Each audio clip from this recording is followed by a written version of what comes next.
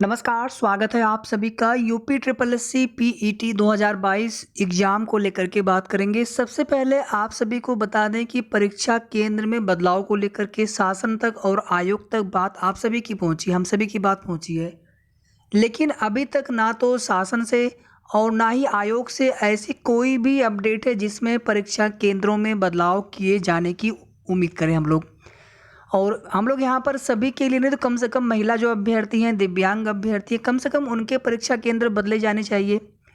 और ऐसे बहुत सारे जो महिला कैंडिडेट हैं, गर्ल्स कैंडिडेट हैं, उनके कमेंट आ चुके हैं। मैं देख रहा था अभी कमेंट थोड़ी देर पहले कि परीक्षा हम नहीं दे पाएंगे।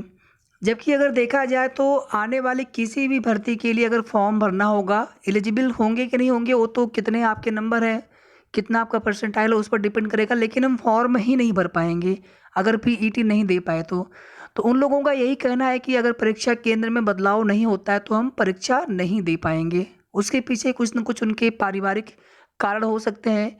और जितने भी इसमें फीमेल कैंडिडेट है जिनके दूर के सेंटर हैं, नज़दीक के होंगे तो भी गार्जियंस जाते हैं, दूर होते हैं तो वहाँ पर गार्जियन तो साथ में जाएंगे ही जाएंगे, लेकिन एक दिन पहले जाना, फिर वहाँ पर व्यवस्था करना, क्योंकि अगले दिन जिसका फर्स्ट शिफ्ट में हुआ तो उसको तो हर हाल में एक दिन पहले ही निकलना पड़ेगा। और जितने भी बाकी लोग हैं, मेल कैंडिडेट हैं, दिक्कत तो सभी को होगी परीक्षा केंद्र दूर होने की वजह से। और इस बार जो भी इंस्ट्रक्शन है एडमिट कार्ड में लिखा हुआ उसे आप ध्यानपूर्वक पढ़ लीजिएगा।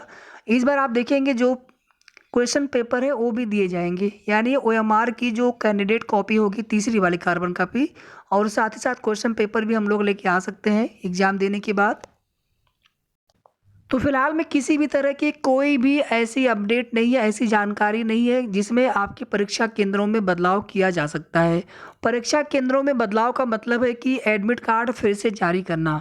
और आप देखेंगे कि 15-16 अक्टूबर के लिए बहुत ज़्यादा समय नहीं बचा है, या तो फिर एग्ज़ाम डेट भी आगे बढ़े। तो अभी आप सभी से हमारा बस इतना ही अनुरोध है कि अभी आप लोग आपका जिस दिन में 15 या 16 में और जिस शिफ्ट में एग्ज़ाम हो आप उसी को मानते हुए एग्ज़ाम देने की पूरी कोशिश करिए। एग्ज़ाम छोड़ने से कहीं न कहीं आने वाले भर्तियों से हम वंचित हो जाएंगे, जो भर्तियाँ यूपी ट्रिपल एससी से जो नई वैकेंसी जाएंगी। और दूसरी बात ये है कि आप मन में इस तरह की कोई भी उम्मीद न रखें कि परीक्षा केंद्र में बदलाव हो सकता है या फिर परीक्षा आगे डेट भी बढ़ सकती है। तैयारी करिए आप सभी। मैंने पहले दिन भी कहा था, जिस दिन एडमिट कार्ड आया था उसके बाद जब भी हमने बात की, मैं हमेशा से बोला हूँ कि आप लोग तैयारी करिए, जितनी अच्छी से तैयारी करिए हो सकती है आप रिविजन करिए।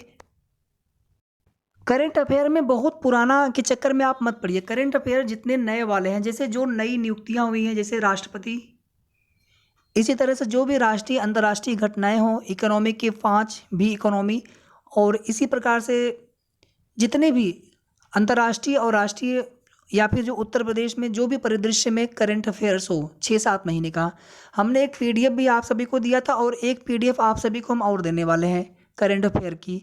टेलीग्राम चैनल से आप हमारे टेलीग्राम चैनल से डाउनलोड कर लीजिएगा। और इसके अलावा 2 प्लेलिस्ट की आपको लिंक मिल जाएंगे इसी वीडियो के डिस्क्रिप्शन में, जिसमें एक प्लेलिस्ट में आपको प्रैक्टिस सेट मिल रहे होंगे और दूसरे वाले प्लेलिस्ट में आपको मॉडल पेपर मिल जाएंगे।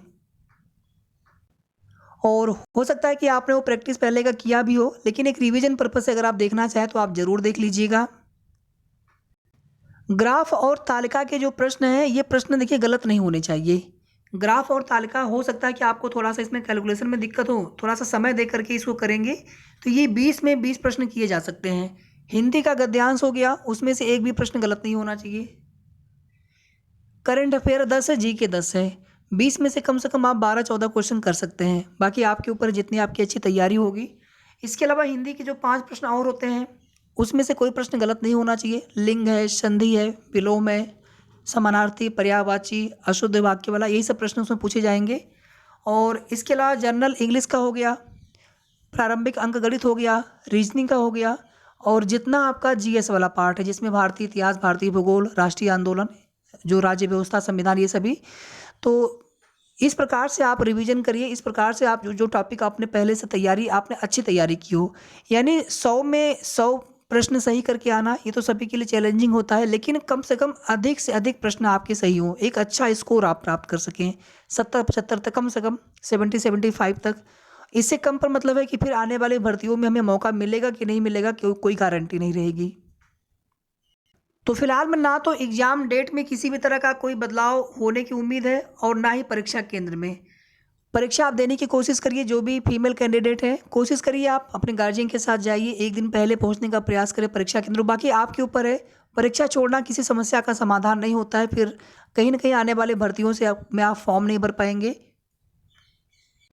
और फिलहाल में किसी भी तरह की जो भी वायरल न्यूज़ होती है, उस पर आप ध्यान ना देते हुए अपनी तैयारी पर फ़ोकस करें।